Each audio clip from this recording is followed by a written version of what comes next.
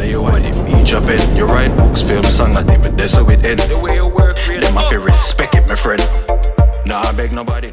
Hello everyone, J Mullings from Written Mirror here, AKA Wicked Penman. Today's topic, carrying on the Black History theme. Well, here's the question I wanted to pose, and then we can kind of get through this together. Is there a sustainable music career covering black issues in the UK? I'm gonna say it one more time. Is there a sustainable music career covering black issues in the UK? Honestly, I don't have all the answers to this one, but if I was, you know, if someone was to hold a, okay, maybe not use the gun to the head scenario or hypothetical. If pressed to like come up with the top of my head like 5 conscious musicians that their message is consistently positive, who would I be able to come up with?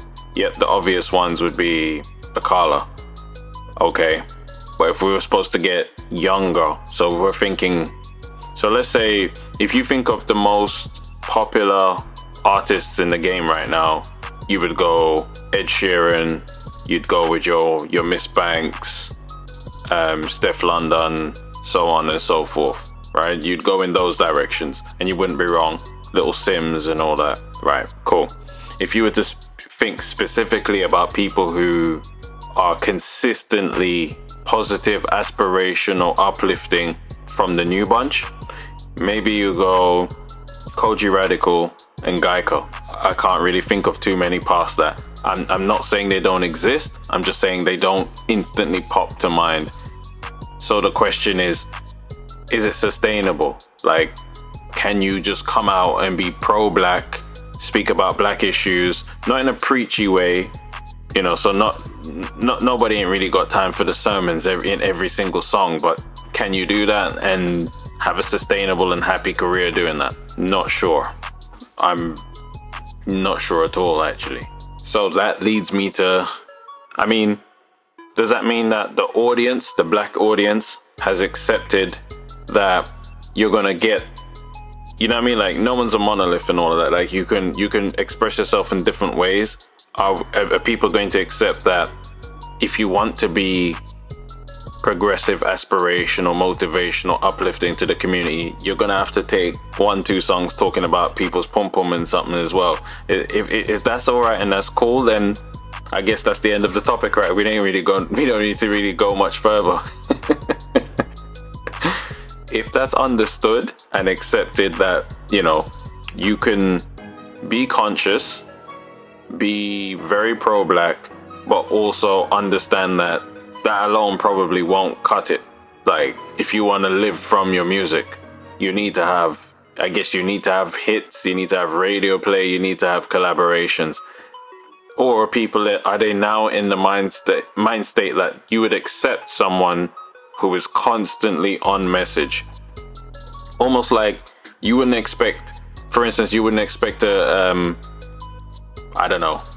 lawyer or a politician, let's say, if they were representing your community, you wouldn't expect to see them, you know, suited, booted, presented in a certain way 1 minute, and then the next minute they're trying to be in the roads at the same. Like, you wouldn't go for that, because that's not what you're asking from them. You're asking them to constantly present a professional, can't call it a facade, a professional image at all times, because it affects how, you know, business is done through them or changes facilitated through them.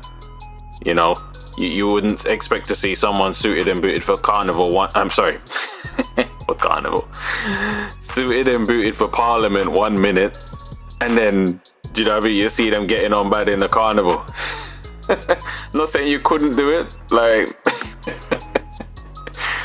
but you get what I'm trying to say. You're expecting, you know, those people to always maintain that level of professionalism.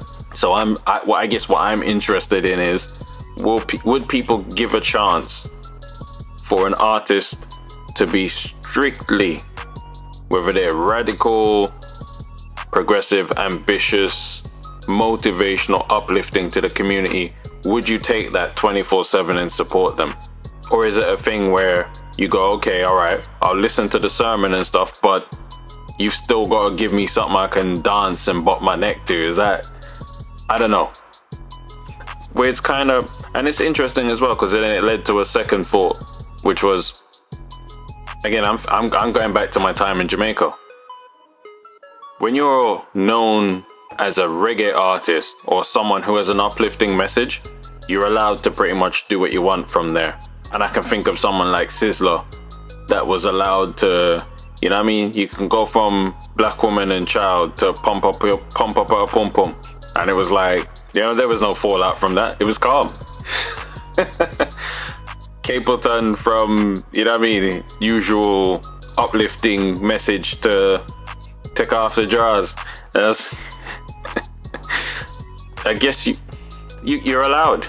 Buju Banton kind of was the first true artist who absolutely fits in one or the other. So he fits in a cultural reggae landscape, and he fits in a dancehall landscape, and it's very natural. It's not, well, it seems natural. Maybe it doesn't. I've never spoken to the guy. Maybe it's not natural for him. You know, maybe it's something where he feels he has to put more effort in one side than the other. But to me, his voice always lended itself to being either or. And again, to a lesser extent, Sizzler, the same thing. Capleton was always more, you could say the dancehall aspect felt like it required more from him because he'd regularly run out of lyrics and just fill his songs with ad-libs. Not that, anyway, let me stop there before people say I'm hating or something. I'm not, I'm just making a point. And then I already wrote down these topics at the beginning of the month to say, oh, this is what I was gonna do. And then boom, go on Twitter today and there's beef between Stormzy and Chip, and there's music coming out on the back of the beef, and that's what gets people motivated and moving and talking. And then I was thinking to myself, if they came together and said they were gonna do a Black History thing, would everyone fall in line in the same way and seek it out, and would it be as talked about? And then I made a video before this one where I was like, the media has never really 100% been fair to Stormzy. I think the fear of the media is that they would exhort him 1 minute and the next minute he'll be on the roads. Way trouble dede. But yeah, I found it interesting and intriguing in that if it's like I said, if it's just accepted, please, again, I'm mostly asking this, if it's just accepted that you're gonna get, for every conscious song, you're gonna get a few others that you're gonna have to take, you know, as part for the course, then it's all good. Everyone can kind of chime in on the message as and when it feels, you know, good and organic.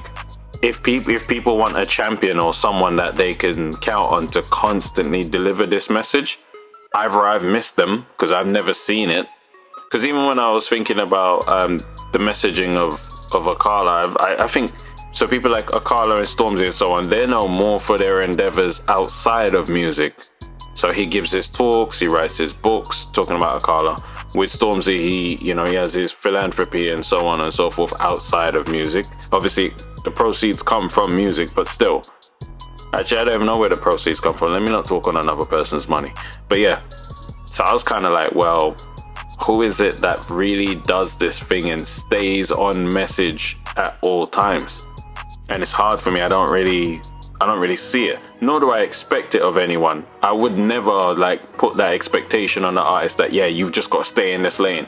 That's why I know a lot of people, again, back to the Jamaican side of things, they like when Coffee steps out of the reggae mold to do other things, but it's almost with it comes with a disclaimer of, you better make sure you don't leave your business to spoil. Make sure you come back to the reggae thing regularly.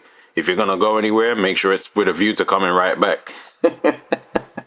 And I understand why, you know, they have that connection with her. She's built that rapport with her audience, so on and so forth.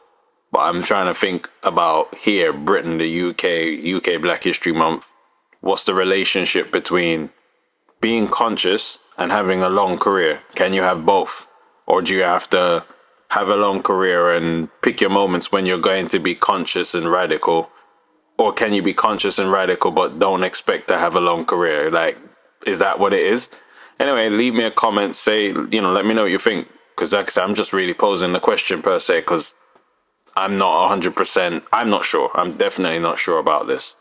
Anyway, let's park it. Let's put it in park for now. And yeah, if you haven't, I guess, like I said, check out Koji Radical. Check out Geico. Check out these people's music. See what you think. J Mullings, Written Mirror, AKA Wicked Penman. Oh yeah, of course. Sorry, my bad. Please like, comment, follow, subscribe, all of that good stuff. Listen to the music on any of your favorite streaming platforms. Wicked, Wicked, second word Penman, Penman. Wicked Penman. I'm playing. Anyway, I'm out.